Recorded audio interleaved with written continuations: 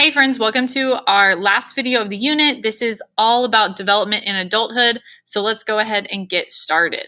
Got some awesome learning targets here. Some stuff in the last video is going to be talked about again in this video as we look at early, middle, and late adulthood. So early to middle adulthood, we see this is a wide range. We've got 20 all the way to 65, which would be like your retirement age. So social development is going to happen in this time period. Early adulthood is usually focused around careers. So think about in your 20s, after you graduate college, you're trying to get your job, especially into your 30s. You have that job that helps support your family. Then you also have this midlife transition. Okay, this occurs during a person's 40s when they might question his or her life and accomplishments. A lot of times this is due to physical changes and the idea that life will end at some point, right? So, you're in your 40s, you're older, you start questioning, okay, should I keep doing what I'm doing into late adulthood? My body is changing. Maybe I can't do my job as well as I did before in my 20s and 30s because maybe it's a physical job. However, most of the time for people, as they transition through their 40s into middle adulthood, it's usually pretty relatively calm. Many, instead of focusing on the past or the future, they just focus on the present. And that's something that we could implement into our lives even now, just giving your mind a 24-hour limit. Not, always thinking back to the past and like, why did I do that? Why can't I go back to that? And not looking into the future, like what's going to happen? Am I going to make it? Just always being focused on the present and coming to terms with whatever circumstances you're in right now. Let's see what else we got. Okay, usually during this time period, 20 to 65, you see marriage, you see children, you're trying to build that family. People are still getting married in this time period, obviously, but rates of living together as well as getting divorced are also higher. So that is something that we've seen, especially in this current generation. Divorce rates are higher. It's about 50%. Some people, they have the idea they want to test it out first. And so they're going to live together before getting married and having those kids. But that also increases divorce rates as well.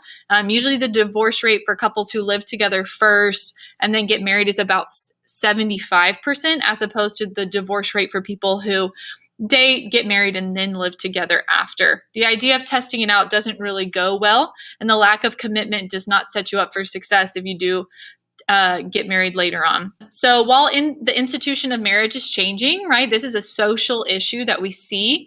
Around 90% of heterosexual adults, so that would be a male and a female adult, will marry, and about 75% of divorcees will remarry. So we do see this still. You might have gotten married and then that didn't work out, and then you remarry to someone else. It's very common. If you've ever had Mr. Johnson, he talks about his practice wife, which is his first wife. And like I said before, about 50% of first marriages are usually ending in divorce. So not the best statistic. I love how we think like, oh, we're getting better at dating and marriage, and the divorce rate is increasing. So let's look at women's roles in early to middle adulthood. Close to about 75% of all married women with school-age children are working outside of the home. So this is a much higher percentage than we would have seen even just a couple decades in the past, right? Most of the time, if you think back to family structure, go back, multiple decades, not as many women were working. They were more kind of that stay-at-home role. Now we see almost 3/4 of women are working outside of the home. We have a lot less women staying home with the children. Whatever you decide to do, it's what it works for you, right? There's no right or wrong of if you want to work outside of the house or if you want to stay home. Most working women are coming home to doing a majority of the housework, so consider the second shift. So you have this idea that women are going to work and then they come home and they now are at their second job, right? Taking care of the children, doing still a lot of the housework. So according to a sociologist, employed mothers put in an extra month of 24-hour days during the course of a year, just with also coming home, taking care of the house, taking care of the kids on top of the work that they're already doing. Yet most women who work report a personal satisfaction and sense of contributing to society. So even though there might be some extra work when you get home, women are still liking the workforce because they feel like their talents are being used. Okay, late adulthood, 65 plus. Okay, physical changes. A lot of physical changes are happening here, and this is something that probably is not new to us. Your grandparents look different than your parents that look different than you, right? No one can avoid aging. It's all coming. So physical changes, many physical changes happen in a late adulthood. Thinning and graying of hair. Skin is more wrinkly. There might be a slight loss in height as your spine and those vertebrae kind of condense together. Senses are less sensitive, reaction time is slowed, and changes in physical stamina. You cannot, you're not as active as you once were. So senses are less sensitive. A good example of this would be my grandma personally. When she puts on perfume, she puts on way too much because she can't smell it as well anymore. And so to her, it smells normal. But for us, we're like, oh my goodness, that's a lot of perfume, right? And this also contributes to sight. Older people have to wear glasses. A lot of things happen here. Reaction times. This is why it's not safe for 70 plus to drive, because there's just a slower reaction time, which can cause more accidents and more damage on the roadways. They say someone who's actually over 70 is equivalent. They have the same reaction time of someone who's just learning to drive at 16. So got to keep them both off the road. No, I'm just kidding. So what causes these changes, right? Genetic programming. There's different theories when it comes to aging, but basically we've got a built-in time limit to the reproduction of human cells. And over time, you just don't have as many good cells anymore. Now, I'll have to tell you all a funny story in class about this when I was in California, but we'll get back to that. Also, there's just the wear and tear of aging. So the idea that the body just doesn't work as efficiently anymore because of the person's age. Eventually, the body just wears out like an old automobile. It's just like you have a new car. It's great for a period of time, and then there starts being issues. It starts wearing out. It doesn't work anymore. That's kind of the same idea here with this theory of aging. It's just the body, it's been going and going and going for years. It's just not working as well anymore, especially if you haven't taken care of it. Okay, we've got some more stuff that happens in our late adulthood. Cognitive changes. So remember, thinking, problem solving, all of that stuff. So we have some declines in intellectual functioning during late adulthood. However, skills relating to fluid intelligence, that's a term that we've learned before, show decline in old age. So remember, fluid intelligence is like processing time, reaction time, problem solving. That's going to decline, yet skills related to crystallized intelligence remain pretty steady. So remember, crystallized intelligence is knowledge and content and information. So that would make sense. The older you are, the more time you've had to learn new information. And so that's not going to decline. But as you get older, if we just saw that our reaction time decreases, that would make sense why our fluid intelligence would also decline. Okay, does memory really decline with old age? Actually, most evidence says not really. There is neural processing that does slow down, which that just means it can take us longer to process the memories. Most memory loss tends to be limited to episodic memories.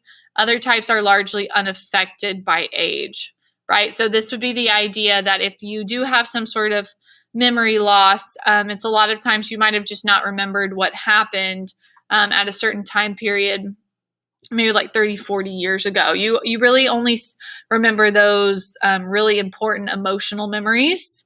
But other types of memories are largely unaffected, like procedural memory, implicit memory. If a person stays active physically and mentally, the memory loss seems to be almost non-existent. So this is why exercise is so good for you, staying physically active, always working on your mind, always answering questions. Like my grandma, she does crossword puzzles. She's been doing them like every day of her life. And so that has been helping. However, you might be thinking, but there's a lot of people who can't remember things. A lot of times that's due to Alzheimer's disease.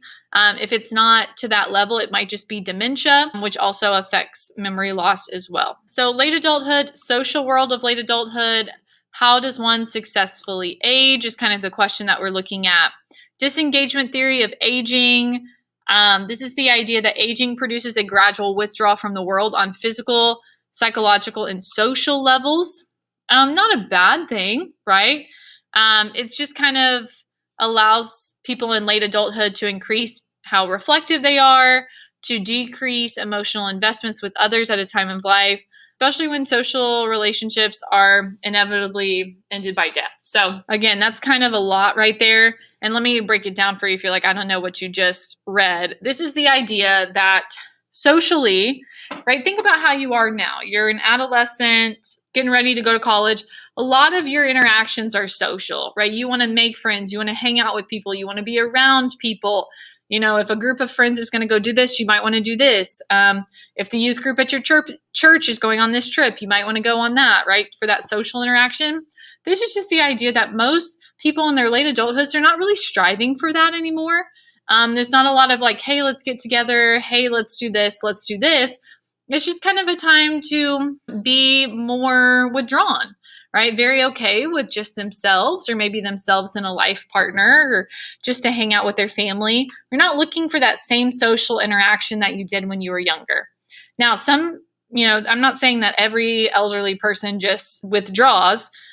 Because, like, my grandma, I keep using her as an example, but she goes to Domino's every Friday with the people. I say goes to Domino's. You thought the pizza place.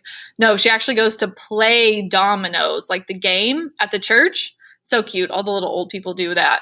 Or she has her own little elderly church group that she goes to. So you still see this. Like when I was at McDonald's one morning getting an iced coffee right out here by Creekview, there was this. They're so cute. I haven't seen them in a while, but it's just a group of older people. They'll bring out their little lawn chairs and they'll sit in the parking lot of McDonald's and just have a chat like early in the morning. It's so cute. So you still see it, but it's a lot less. Social interaction is a lot less when you get older. Okay, so this right here is just one aspect of, how does one successfully age? You could kind of withdraw and reflect, or there is the other way of activity. And this is kind of some of the stuff that I just talked about, like how my grandma still goes and plays dominoes with her friends and stuff like that. A lot of people say if you age successfully, it's because you're maintaining your interests, your activities, and that social interaction that they did experience during middle adulthood. So this would be the idea that even though you're in late adulthood, you're still continuing with some of those interactions that you did. And so it's the idea of which is better. Is it better to withdraw and reflect more, or is it better to maintain those social activities and that interaction? It honestly just depends on the individual and their personality, right? If they're an individual that thrives from being around other people, more extroverted in that way, then they would probably want to stick with the activity theory of aging and continue to maintain a lot of their social interactions.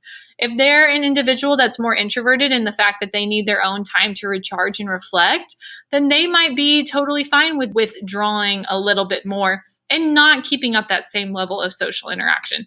So it just depends on who we're looking at here. Okay, so we have a psychologist who spent most of her career looking at tragedy, really focusing on death and dying and the cycle of grief as it relates to these certain hard events.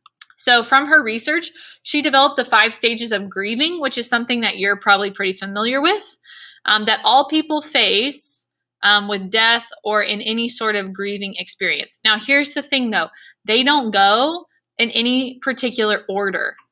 So just because it's listed as denial, anger, bargaining, depression, and acceptance, it's not going to always go in that order. You might start with the anger first. You see these stages when dealing with many who've had traumas we've encountered in life, from learning of a terminal illness to dealing with the death of a loved one, or even a loss such as ending a relationship. No one cries like the brokenhearted. Okay, so it's the idea that, you're in a relationship and you're attached to someone and it doesn't work out. And there's so much emotion behind that because there was like the possibility that it could work out one day and that's been taken away from you. I'm not saying that that is harder or not as hard as someone dying, but you can go through these stages of grief, even with the just ending of a relationship, okay? And that doesn't even have to be a romantic relationship. That could be a friendship. But we also do see it with death of a loved one or any sort of like hard news or traumatic event, Okay, so denial is just like what it sounds. Anger is just like what it sounds.